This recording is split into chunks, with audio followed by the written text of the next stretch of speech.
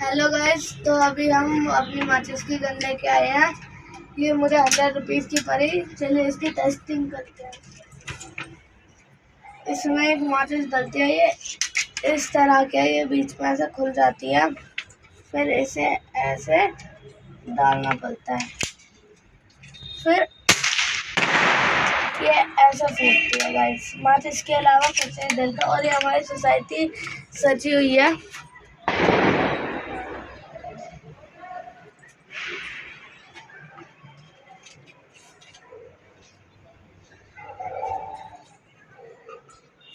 तो गाइस अभी अब दिवाली व्लॉग भी आने वाले हैं, तो गाइस दिवाली व्लॉग के लिए बने रहना। बाय।